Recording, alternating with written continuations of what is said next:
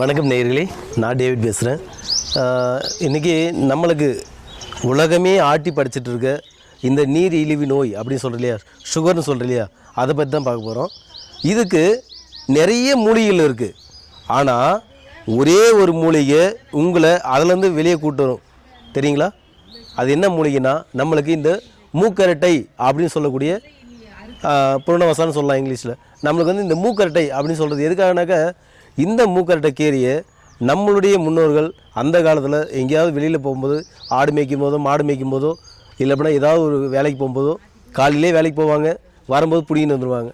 புடிங்கின்னு வந்துட்டு பறிச்சுட்டு வந்து நம்மளுக்கு சட்டியில் போடுது சின்ன வெங்காயம் இதெல்லாம் கூட போட்டு கடைஞ்சி தாளித்து பொரியலாவோ கீரை குழம்பாவோ கொடுத்து நம்மளுக்கு வந்து அந்த காலத்தில் நம்ம உடம்பை வந்து ஆரோக்கியமாக வச்சுருந்தாங்க. இது கூடவே பார்த்திங்கனாக்கா இந்த சீந்தில், அந்த சாகா வர மூலிகைன்னு சொல்லுவோம் இல்லையா, அந்த மூலிகை இன்னும் நிறைய சொல்லிட்டே போகலாம். சிறு குறிஞ்சான், பெருகுறிஞ்சான், சர்க்கரை கொல்லி வேம்பு, இந்த மாதிரி நிறைய இருக்குது.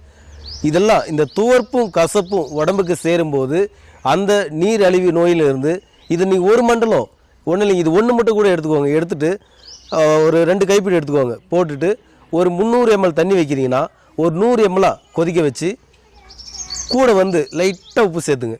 போட்டுட்டு இதை வந்து ஒரு 48 நாள் ஒரு மண்டலம் நீங்கள் எடுக்கும்போது அந்த நீரிழிவு நோய் உங்களுக்கு 500, 600, 700க்கா இன்சுலின் போடுறீங்களா, 20 பாயிண்ட் போடுறீங்களா, இல்லை எனக்கு வந்து 25 பாயிண்ட் போடுறேன், 18 பாயிண்ட் போடுறேன் அப்படின்றீங்களா, ஒரே ஒரு மண்டலம் எடுத்திங்கன்னா நீங்கள் அந்த நீரிழிவு நோயிலேருந்து கட்டுக்குள் வரதை கண் கூட பார்க்கலாம்.